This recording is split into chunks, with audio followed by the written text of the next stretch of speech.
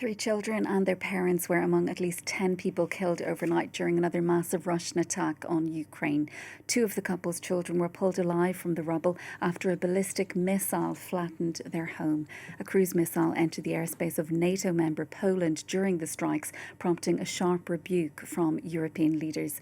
Well, the incursion is the latest in a series of such incidents along NATO's eastern flank, including Romania and the Baltic states, that have fueled fears of the war spilling over the alliance's borders. Well, for more, we're joined now by former British Army Captain Patrick Bury, Senior Associate Professor in Warfare and Counter-terrorism at the University of Bath. Thanks so much for being with us on the programme. Let's start, shall we, with Poland. The Prime Minister there, Donald Tusk, saying the object that came down in the east of the country overnight appeared to be a Russian missile. Do you think he's somewhat playing down this incident? NATO Chief Mark Rutte also describing it as another reckless act, but not appearing to go much further. Yeah, and we don't know at the current time what the assessment is of whether this was something that went off course. We've seen those before. We've seen parts of missiles fall in Poland. I remember a few years ago, we've seen bits of drones fall in Romania.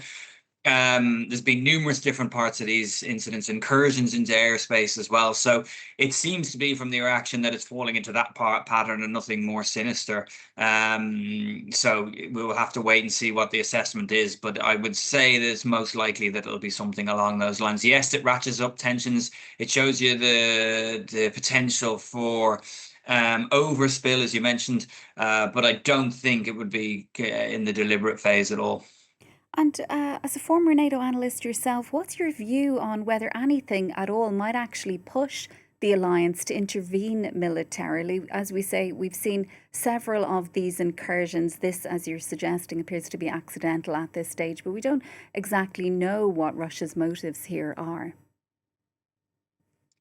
Yeah, look, I think the way the campaign is going in terms of both sides clearly ready to fight it out over the summer, there might be an attempt at negotiations come the autumn. But it was very clear by March that there was going to be another round of fighting, and both sides, one, not ready to compromise on land in the east in particular, and the Putin wasn't really willing to accept that potentially he'd have to call things off in Donetsk, where in fact it doesn't make the news as much, but there are some Russian gains there.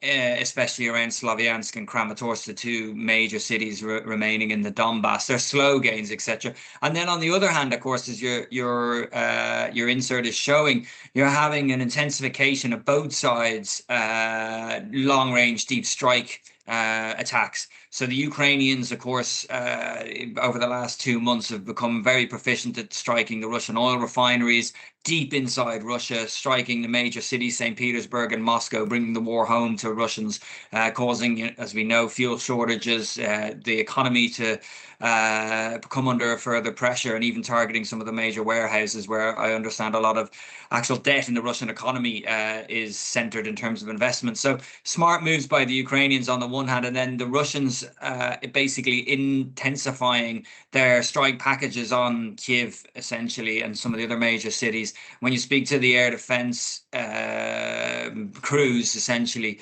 and read what's coming out from them, they say that it's basically condensing the attacks. They're more intense, they're less spread out, and that becomes more difficult for them to deal with. And of course, the final issue in that is the lack of air defense interceptors, which Zelensky has been pleading for from both Europe and the United States recently. Yeah, and how successful do you think he's going to be with that? He was, of course, in Washington this week, pleading his case again with Donald Trump.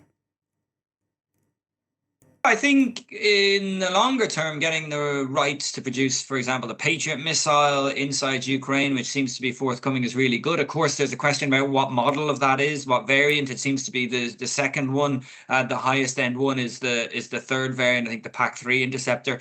So that remains to be seen. But look, it's a big step in the right direction. The French, of course, make the Aster system with some of their allies. Getting more of those into Ukraine would be really important. What you've seen is, to give your viewers an example, is you've seen the kind of average interception rate of the Russian missiles, say back in March, was probably about 90% by the Ukrainians. Now it's dropped to 70, 75. sometimes below. So it goes to show you that they're really having to choose their targets. And of course, the Russians are trying to confuse the air defense, as always, by sending drones, cruise missiles, and then the more high-end, high-value, more lethal ballistic missiles inside those packages. And Patrick, what do you make of reports suggesting that Moscow may have received a new batch of ballistic missiles from North Korea? How significant would that be? And are those missiles in and of themselves a game changer? They're described as more powerful, but perhaps more inaccurate as well. Yeah, I haven't seen anything on that myself, but if actually proved to be true, that would be quite a significant development, because the North Koreans only really do what the Chinese allow them to do in this case. So that means there's Chinese, I would have guessed, acquiescence with that to approve it. It may well reflect that, again, reportedly, the development of the Ukrainians' long-range strike drone capacity has been helped by the US, and a go-ahead to do so in March by President Trump. So it may reflect that evolution. But of course, what you're seeing here then, if both those reports are correct, is things starting to draw in other powers and escalate horizontally anyway.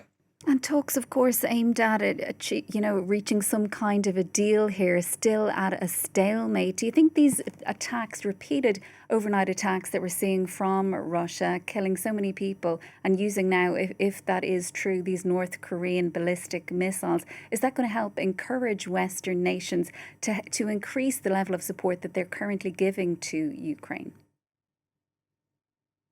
I think it's very important that we don't forget about this as it goes on. It's longer than the First World War now, and as there seems to be no real hope in terms of a negotiated settlement in the short to medium term from where we're sitting now. So you'd hope so, but it is becoming, as we know, a war of attrition. There's less interest, if you think, from the heydays and the way that Ukraine dominated the news for probably the first 18 months in Europe. And of course, things were changing more rapidly on the battlefield. At that time, you had the major advance by the Ukrainians. Well, first the defense of Kiev and the repelling of the Russian invasion, then the major advance into Kherson, and then the swift changes to other parts. So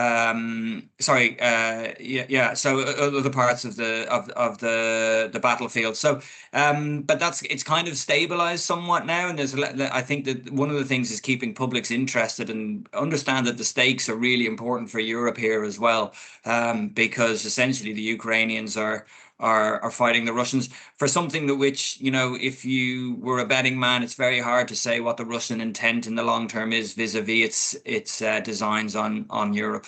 Patrick, we'll have to leave it there for now. Thanks so much for being with us, though, on the programme. That's former NATO analyst and professor Patrick Berry.